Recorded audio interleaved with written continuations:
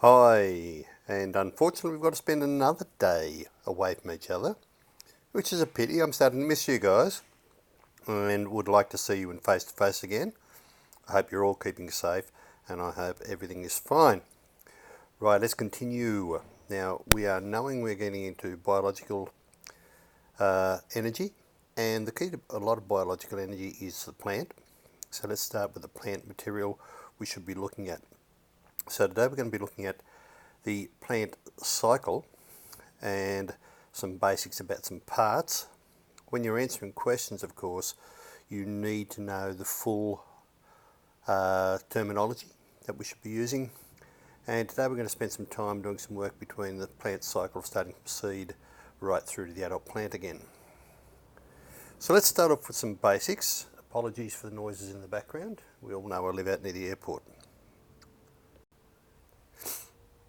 Alright, the one on the left I found on the web, obviously, and we have a tomato plant, and tomato plant has got some labels with it.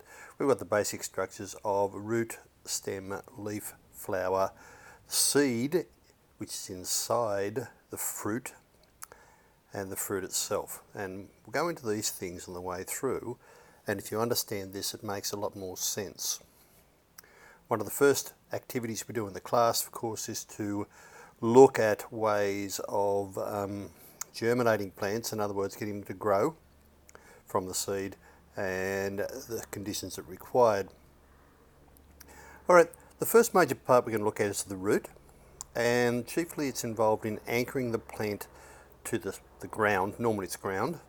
It doesn't have to be. You can get with hydroponics, it can just simply float free in the water mixture, and it's normally water with some dissolved nutrients in there as well. Now that means that this is responsible for absorbing a lot of water. Water starts off here. We know that it's used in photosynthesis, and so that means it has to be dragged up through here, and that's another story. It is a process called transpiration, and we'll spend more time with that at some later stage. The next part is the stem. Now that sounds a bit trite that it's there for support, but it is, because we know that the leaves all need light, and for that they need to be above the ground. So the stem's job is to raise the leaves up so they can maximize the amount of light.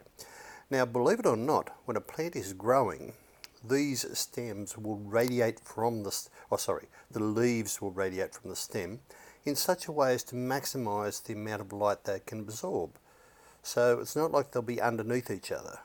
When you think about it, that would be crazy, because it would make the top leaf get all the light and underneath would get less and less and less and not be able to do the job it's there for.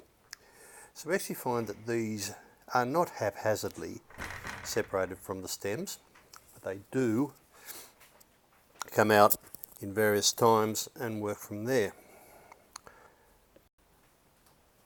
Probably the most important part of the plant is the leaf.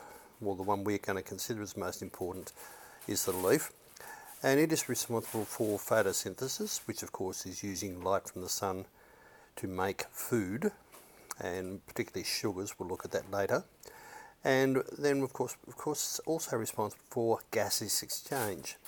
Now most people only associate gaseous exchange with this stuff, CO2, but that's not quite right, because plants also need this stuff, O2. And plants need O2 to help them do respiration, because they need the energy to grow and repair themselves as well. So they need to be able to respire as well as they need to be able to photosynthesize. Our last one we're going to look at, that I'm going to write something about, is going to be the flower, and that is the reproductive organ of the plant. And most flowers have got male and female parts, and their job is to produce the fruit, and the fruit contains the seeds that are then dispersed so that new plants can develop and grow. And this is how the life cycle goes. A plant starts off as a seed, germinates to become a seedling. The seedling then grows into a young plant. Now, the difference between a seedling and a young plant is a seedling does not have true leaves. In other words, it can't photosynthesize. More about that in the next video. And then we get to a young plant which does have true leaves, so it is now able to photosynthesize, and this means it can grow much faster into an adult plant, and the adult plant produces more seeds, and the cycle continues.